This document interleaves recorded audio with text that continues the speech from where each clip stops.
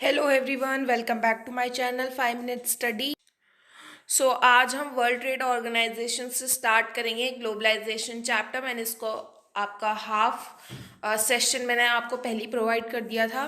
ठीक है, तो आज हम यहाँ से स्टार्ट करेंगे। वीडियो शुरू करने से पहले लाइक शेयर सब्सक्राइब कर देना अगर किसी ने नहीं किया है, और नए हैं चैनल पर तो प्लीज़ सब्सक्राइब कर दीजिए, क्योंकि ये चैनल आपको सभी क्लासेस से रिलेटेड और क्लास 10th बोर्ड से रिलेटेड आपको सभी इंफॉर्मेशन प्रोवाइड करेगा। तो आइए वीडियो की शुरुआत करते हैं। We have seen that the liberalization of foreign trade and investment in India was supported by some very powerful international organization। हमने अभी अभी देखा था कि जो लिबरलाइजेशन है फॉरेन ट्रेड का, इन्वेस्टमेंट का, इंडिया के अंदर बहुत सारी इंटरनेशनल ऑर्गेनाइजेशन ने सपोर्ट किया है। ये ऑर्गेनाइजेशंस जो हैं ये कहती है कि जितने भी बैरियर्स हैं फॉरेन ट्रेड और इन्वेस्टमेंट के, ये हार्मफुल हैं और ये ऐसे कोई भी बैरियर्स नहीं होने चाहिए। एक दूसरे के कंट्रीज़ के बीच में जब ट्रेड होता है तो वो आसानी से होना चाहिए, उसमें ट्रेड बैरियर्स का बीच में दखल अंदाजी नहीं होना चाहिए। जितनी भी वर्ल्ड में कंट्रीज़ हैं उनको पॉलिसीज़ अच्छे से प्रोवाइड करानी चाहिए। तो इसके लिए एक ऑर्गेनाइजेशन बनाई गई थी, वर्ल्ड ट्रेड ऑर्गेनाइजेशन, जिसका एम ये था कि वो इंटरनेशनल ट्रेड को अच्छे से लिबरलाइज करा सकेगी। उन्होंने एक इनिशिएटिव यानी कुछ डेवलप कंट्रीज़ के साथ स्टार्ट किया था ये प्रोसेस। डब्ल्यूटीओ ने बहुत सारे रूल्स एस्टेब्लिश किए थे इंटरनेशनल ट्रेड के रिगार्डिंग, या फिर उन्होंने ये भी ध्यान रखा कि रूल्स फॉलो हो रहे हैं कि नहीं। 164 आज प्रेजेंट टाइम में, हमारे इस प्रेजेंट वक्त में वर्ल्ड की 164 कंट्रीज़ जो है वो डब्ल्यूटीओ की मेंबर्स हैं। डब्ल्यूटीओ जो है वो ऑलमोस्ट सभी को फ्री ट्रेड प्रोवाइड कराता है। ऐसा माना जाता है कि जो डेवलप कंट्रीज़ हैं उनमें कभी कभी ट्रेड बैरियर्स के भी वजह से ट्रेड नहीं हो पाता, लेकिन दूसरी तरफ डब्ल्यूटीओ के जो रूल्स हैं वो उन्हें मजबूर करते हैं डेवलपिंग कंट्रीज़ को कि वो ट्रेड बैरियर्स को हटा दें। अब हम एक एग्जांपल देख लेते हैं। ठीक है, यहाँ पे ट्रेड प्रैक्टिसेस के डिबेट के ऊपर एक एग्जांपल आ रहा है। हमने चैप्टर नंबर 2 में देखा था कि जो एग्रीकल्चर सेक्टर है वो कैसे बहुत सारे एम्प्लॉयमेंट प्रोवाइड कराता है और जीडीपी को एक परफेक्ट पोर्शन प्रोवाइड करता है। सो इसको अगर हम कंपेयर करें यूएस कंट्री से, तो एग्रीकल्चर में यूएस का जीडीपी शेयर रहता है 1% और टोटल एम्प्लॉयमेंट में उसका बहुत छोटा सा शेयर है 0.5%। और ये बहुत छोटा सा परसेंटेज है लोगों का जो कि एग्रीकल्चर से जुड़े हुए हैं यूएस में। ठीक है, और उनको बहुत कम मनी मिलता है यूएस गवर्नमेंट से प्रोडक्शन के लिए, एक्सपोर्ट के लिए अदर कंट्री से। इस मैसिव मनी की वजह से, इसकी वजह से वो मनी रिसीव करते हैं। यूएस फार्मर्स जो है अपने फार्म प्रोडक्ट्स को लो प्राइजेस पर बेचते हैं, फिर जो सरप्लस फार्म प्रोडक्ट्स है वो दूसरी कंट्री मार्केट्स में बेचे जाते हैं लो प्राइजेस में। ठीक है, जिससे कंट्री के फार्मर्स जो है वो अफेक्ट होते हैं, यानी उनको अच्छी इनकम नहीं मिल पाती है। डेवलपिंग कंट्रीज में और भी पूछा जाता है कि डेवलपिंग कंट्री की गवर्नमेंट कैसी है, उन्होंने ट्रेड बैरियर्स रिमूव किए हैं कि नहीं डब्ल्यूटीओ के रूल्स के मुताबिक। लेकिन हमने कभी डब्ल्यूटीओ के रूल्स को इग्नोर किया है या फिर हम कंटिन्यू फार्मर्स को उनके जितना उनके पैसे बनते हैं उनको देते हैं। यूएस का गवर्नमेंट, क्या हमने कभी अपनी गवर्नमेंट से पूछा है कि वो फार्मर्स को सपोर्ट करना बंद कर दे, या फिर हम अपने आप से कभी ऐसा पूछते हैं is this free and fair trade, क्या ये फ्री और फेयर ट्रेड है एक तरीके का। ये वाला फिलअप्स आप खुद कर लीजिएगा। ओके, यहाँ से करते हैं impact of globalisation. So last 20 years में ग्लोबलाइजेशन जो है इंडियन इकोनॉमी की, उसमें बहुत बड़ा उतार चढ़ाव आया है। ठीक है, हमने बहुत सारे उसमें इंक्रीमेंट डिक्रीमेंट देखा है। ग्लोबलाइजेशन में बहुत ज़्यादा कंपटीशन है प्रोड्यूसर्स के बीच में, दोनों ही लोकल फॉरेन प्रोड्यूसर्स के बीच में बहुत ज़्यादा कंपटीशन है। ठीक है, और ये एडवांटेज कंज्यूमर्स इसका फ़ायदा उठा लेते हैं, और वेल सेक्शन अर्बन एरियाज़ भी, क्योंकि इसमें ज़्यादा चॉइस होती है। Consumers, there is greater choice before these consumer. In consumer से पहले ग्रेटर चॉइस, बहुत बड़ी चॉइस ये होती है कि जो इक्वालिटी को लेकर जो इम्प्रूवमेंट आ रही है, उसकी पावर्स को जो वो इन्जॉय कर रहे हैं, लोअर प्राइसेस अलग अलग प्रोडक्ट्स को लेकर वो इन्जॉय कर रहे हैं, जिसकी वजह से लोग आज भी जो है काफ़ी हायर स्टैंडर्ड पॉसिबिलिटी में नहीं रह पाते। ठीक है, अच्छी लाइफ नहीं जी रहे होते हैं। प्रोड्यूसर्स और वर्कर्स के बीच में ग्लोबलाइजेशन अब आज भी इतनी अच्छी तरीके से यूनिफॉर्म नहीं हुआ है। पहला, एमएनसीज क्या करती है, अपने इन्वेस्टमेंट को इंडिया के अंदर बढ़ा के रखती है। पिछले 20 सालों से एमएनसी ने अपने इन्वेस्टमेंट को बढ़ा के रख रखा है, जिसका मतलब इंडिया के अंदर इन्वेस्ट करना बहुत ही फायदेमंद है। एमएनसीज क्या करती है, फिर मल्टीनेशनल कंपनीज क्या करती है, इंडस्ट्रीज में इंटरेस्ट लेना स्टार्ट कर देती है। इंडस्ट्रीज कौन कौन सी, cellphone, soft drink, fast food, automobile, ठीक है, इन सभी के बैंकिंग, अर्बन एरियाज में ये प्रोडक्ट्स की जो लार्ज नंबर में जो बायर्स होते हैं, खरीदते हैं। इस तरह की जो इंडस्ट्रीज और सर्विसेज होती हैं, इनमें नए जॉब्स बनाए जाते हैं और local companies raw material supply करती है इन इंडस्ट्रीज को, जिसकी वजह से ये बहुत ज़्यादा ही मालामाल होती हैं। अब फॉरेन इन्वेस्टमेंट कैसे अट्रैक्ट होते हैं, कैसे वो अपनी एमएनसीज दूसरी कंट्री में सेटअप करते हैं, इंडिया में सेटअप करते हैं, वो क्या चीज़ है, वो ये है। हमारी इंडिया की बात कर रहे हैं हम, ठीक है, हम किसी और कंट्री की बात नहीं कर रहे, अभी हम इंडिया की बात कर रहे हैं। तो हमारी इंडिया के अंदर एक स्पेशल इकोनॉमिक जोन पाया जाता है। अब वो क्या है, वो अभी हम पढ़ते हैं। सो रिसेंट ईयर्स में, हाल ही फिलहाल कुछ सालों में, सेंट्रल और स्टेट गवर्नमेंट जो है हमारी इंडिया की, उन्होंने कुछ स्पेशल डिसीजन लिया था कि कैसे बाहर के इन्वेस्टर्स को इंडिया से अट्रैक्ट किया जाए। तो जितने भी इंडस्ट्रियल जोन्स हैं उन सभी को स्पेशल इकोनॉमिक जोन कहा जाता है, जो कि बनाए गए थे इंडिया के अंदर, जिनमें वर्ल्ड क्लास फैसिलिटीज होती है, सारी electricity, water, road, transport, storage, educational, recreational, सभी तरह की फैसिलिटीज उन्हें 24/7 आवर्स प्रोवाइड की जाएगी, कभी भी कटौती नहीं होगी। कंपनीज जितनी भी कंपनीज है, जो कोई भी कंपनी अपना प्रोडक्शन यूनिट इधर सेटअप करेगी, किधर, स्पेशल इकोनॉमिक जोन्स में, उन्हें लगभग शुरू के 5 साल तक टैक्स गवर्नमेंट को पे करना नहीं पड़ेगा। ये बहुत बड़ी अपॉर्चुनिटी गवर्नमेंट ने, हमारी इंडियन गवर्नमेंट ने फॉरेन इन्वेस्टर्स को दी थी, ताकि वो जल्द से जल्द इंडिया की तरफ अट्रैक्ट और अपनी प्रोडक्शन यूनिट इंडिया में सेट कर सकें।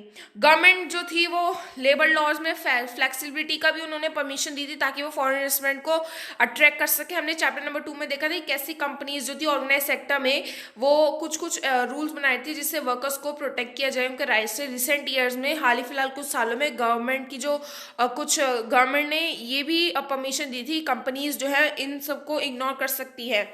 वर्कर्स को हायर, रेगुलर बेसिस पे वर्कर्स को हायर करने की बजाय कंपनीज जो है थोड़े थोड़े टाइम पीरियड के लिए वर्कर्स को हायर करे, ठीक है, जब ज़्यादा प्रेशर हो काम का तब ज़्यादा हायर कर ले वर्कर्स को। तो इससे क्या है, लेबर की कॉस्ट कम रहती है।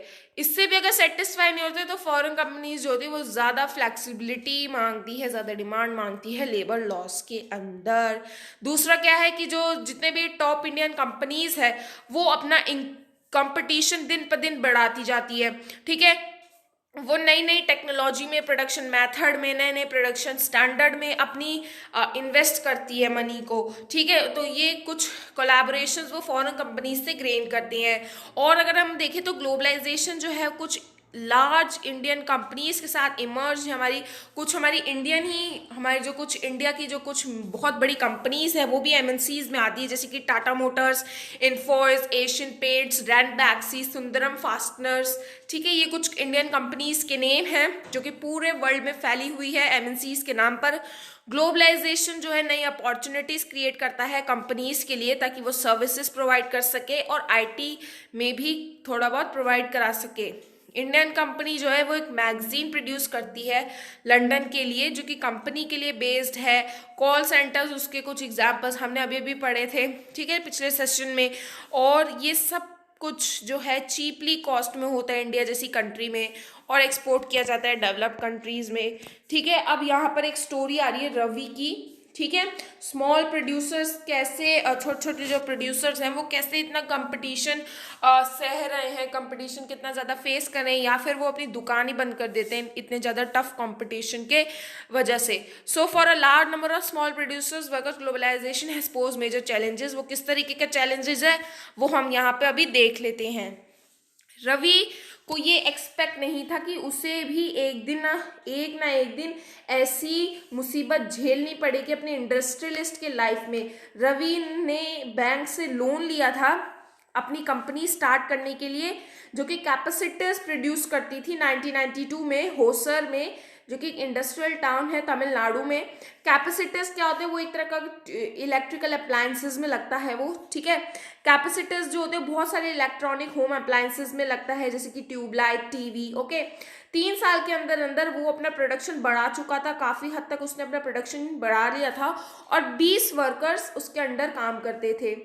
लेकिन उसकी जो स्ट्रगल थी वो कंपनी को चलाने में, मतलब his struggle to run his company started, जब वो अपनी कंपनी को वो आगे बढ़ा रहा था, स्ट्रगल कर रहा था, तो जब गवर्नमेंट ने क्या किया, इंपोर्ट्स पर यानी कैपेसिटर्स के इंपोर्ट्स पर रिस्ट्रिक्शंस को हटा दिया था WTO के एग्रीमेंट के मुताबिक 2001 में। और उसके जो मेन क्लाइंट्स थे, टेलीविज़न कंपनीज थी, वो अलग अलग कंपोनेंट्स बल्क में टेलीविज़न सेट से मैन्युफैक्चर, टेलीविज़न यूनिट मैन्युफैक्चर से बल्क में वो चीज़ खरीदती थी। तो कंपटीशन जो था MNCs की ब्रांड से, वो इंडियन टेलीविज़न कंपनीज को फोर्स करने लगा कि वो अब असेंबलिंग एक्टिविटीज़ में आ जाएं इसको छोड़ के। तो जब when some of them bought capacitor, तो उनमें से जब कुछ कैपेसिटर्स लेके आए तो वो उन्हें प्रेफर करते थे, उन्हें सलाह देते थे कि वो इनको इम्पोर्टेड आइटम के प्राइस में इम्पोर्ट किया जाए, और आधी प्राइस में यानी जिस प्राइस में वो इम्पोर्ट कर रहे हैं उसकी भी आधी प्राइस में उसे कर दिया जाए। जितना तो रवि ही चार्ज करता था। रवि जो है वो अब आधा, मतलब जितना कैपेसिटर वो प्रोड्यूस करता था उससे अब आधे मात्रा में वो प्रोड्यूस करता है पूरे साल भर, है ना, 2000, ठीक है, 2000 ईयर में। और हैज़ ओनली 7 वर्कर्स, अब उसके अंडर में सिर्फ और सिर्फ 7 वर्कर्स काम करते हैं। बहुत सारे रवि के दोस्त थे जिनका हैदराबाद और चेन्नई में भी यही बिजनेस था, लेकिन उन्होंने तो अपनी दुकान कर दी बंद इस टफ कंपटीशन के चलते।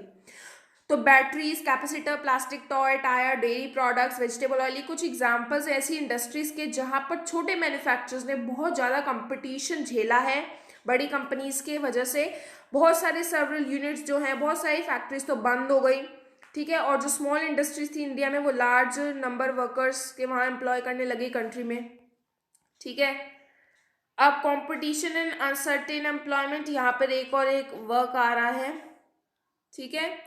सो बड़ी बड़ी MNCs जो है गारमेंट इंडस्ट्री में यूरोप और अमेरिका के अंदर, वो अपने प्रोडक्ट्स को इंडियन एक्सपोर्टर्स में ऑर्डर करती हैं, ठीक है। ये जो लार्ज MNCs हैं ये वर्ल्ड वाइड नेटवर्क के साथ अपने चीपेस्ट गुड्स को देखती हैं ताकि अपना ज़्यादा से ज़्यादा प्रॉफिट कमा सकें।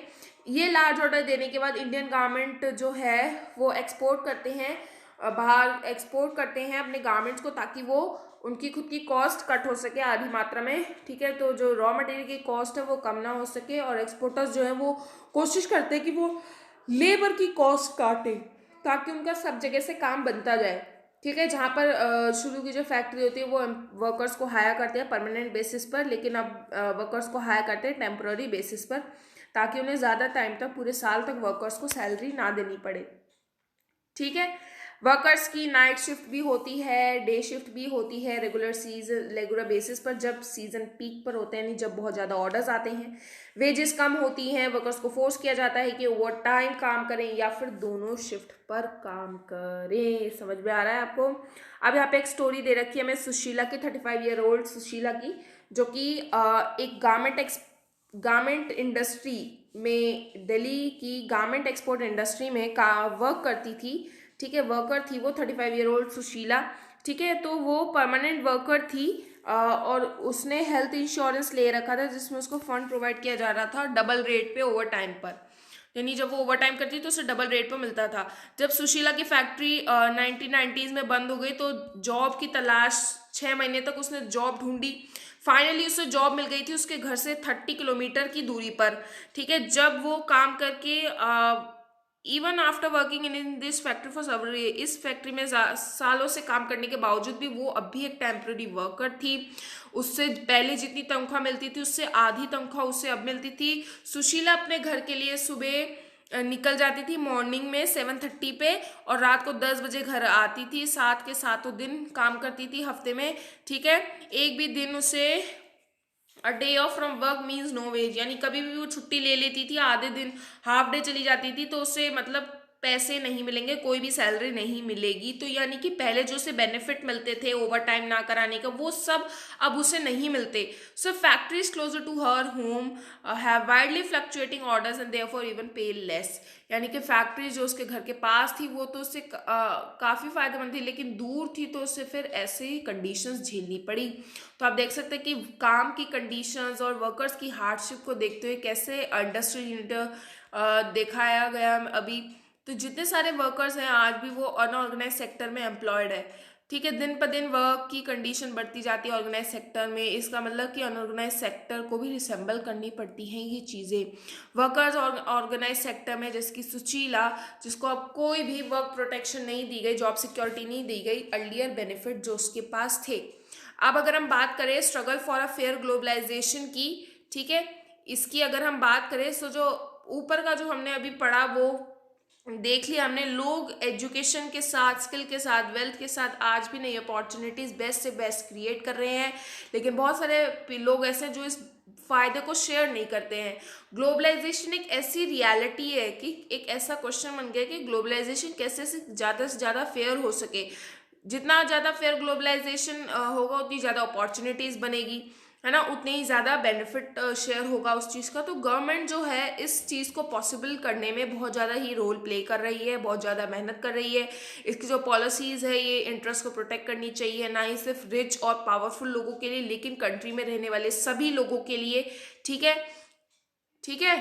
और अगर हम बात करें लेबर लॉज के लिए, तो लेबर लॉज भी प्रॉपरली इंप्लीमेंट होनी चाहिए, वर्कर्स को उनका हक मिलना चाहिए, स्मॉल प्रोड्यूसर्स को सपोर्ट कर मिलना चाहिए ताकि वो अपनी परफॉर्मेंस को इम्प्रूव कर सके जब तक वो स्ट्रॉन्ग हो और compete कर सके। इफ़ नेसेसरी, अगर नेसेसरी हो, अगर यानी ज़रूरी हो, तो गवर्नमेंट जो है वो ट्रेड और इन्वेस्टमेंट बैरियर्स का भी इस्तेमाल कर सकती है, WTO के रूल्स को नेगोशिएट कर सकती है, या फिर वो दूसरी डेवलपिंग कंट्रीज के साथ अलाइन करके सेम इंटरेस्ट वो जनरेट कर सकती है, ठीक है। पिछले कुछ सालों में हमने बहुत सारे कैंपेन्स और रिप्रेजेंटेशन देखे लोगों के ऑर्गेनाइजेशंस के थ्रू, ठीक है, जिसमें इंपॉर्टेंट डिसीजंस लिए गए थे ट्रेड और इन्वेस्टमेंट के WTO में। इससे ये भी पता चलता है कि लोग जो हैं वो इम्पॉर्टेंट रोल प्ले कर रहे हैं ग्लोबलाइजेशन के स्ट्रगल में, ठीक है। ये आप देख सकते हैं, ये एक डिमॉन्स्ट्रेशन हुआ था, यानी एक स्ट्रगल हुआ था WTO के अगेंस्ट हांगकांग में 2005 में, ठीक है। अब चैप्टर हमारा खत्म हो गया, यहाँ पे कुछ समिंग अप आ रहा है, यानी पूरे चैप्टर के बारे में अभी तक हमने क्या क्या पढ़ा, तो वो चीज़ है। सो इस चैप्टर में हमने पहले तो गवर्नमेंट का ग्लोबलाइजेशन का आज का प्रेजेंट फेस क्या है वो पढ़ा, फिर हमने देखा कि ग्लोबलाइजेशन क्या है, ठीक है, ये किसकी वजह से हो रहा है, कि यानी जितना ज़्यादा फॉरेन ट्रेड उतनी ज़्यादा फॉरेन इन्वेस्टमेंट। MNC बहुत ज़्यादा मेजर रोल प्ले करती है ग्लोबलाइजेशन के प्रोसेस में। जितनी से जितनी ज़्यादा MNCs अपने लोकेशन ढूंढेगी पूरे वर्ल्ड में चीप प्रोडक्शन के लिए, जिसकी वजह से प्रोडक्शन जो है वो ऑर्गेनाइज होगा हर जगह पर। टेक्नोलॉजी यानी कि IT सेक्टर बहुत मेजर रोल प्ले करता है इसमें भी, ठीक है। WTO यानी इंटरनेशनल लेवल पर भी WTO जो है वो डेवलपिंग कंट्रीज को प्रेशराइज करता है ताकि वो ट्रेड को और इन्वेस्टमेंट को फ्रीली कर सके, प्रैक्टिसेस कर सके, ट्रेड अच्छे से, कोई भी ट्रेड बैरियर्स का यूज़ नहीं करेगा, ठीक है। जितनी ज़्यादा MNCs उतनी ज़्यादा जॉब अपॉर्चुनिटीज़, उतनी ही ज़्यादा बेनिफिट, ठीक है। तो इसी के साथ हमारा आज का ये वाला लेसन तो बच्चों होता है ख़त्म। हमने ये वाला चैप्टर भी कंप्लीट कर लिया है, ये रहे इसके क्वेश्चंस, ये तो आप खुद सेल्फ कर लेंगे, ठीक है। इसी के साथ हमारा ये वाला लेक्चर कंप्लीट होता है। आई होप आप सभी को समझ में आया होगा आज का लेसन। कोई भी क्वेरी हो आप मुझसे पूछ सकते हैं। थैंक यू बच्चा party for listening the video and watching the full video. कोई भी क्वेरी हो तो आप मुझसे दोबारा कमेंट बॉक्स में पूछ सकते हैं। कोई सजेशन देना चाहते हैं मेरी वीडियो से रिलेटेड तो आप मुझे वो भी दे सकते हैं। कैसे मैं और वीडियोस को और अच्छी नई टेक्नोलॉजी के साथ बनाऊं वो भी आप मुझे बता सकते हैं, ठीक है। So till then stay tune for the next video and don't forget to do like, share and subscribe to my channel. Next class में हम ज्योग्राफी का चैप्टर स्टार्ट करेंगे। Okay, bye bye everyone. So stay tune with your geography books.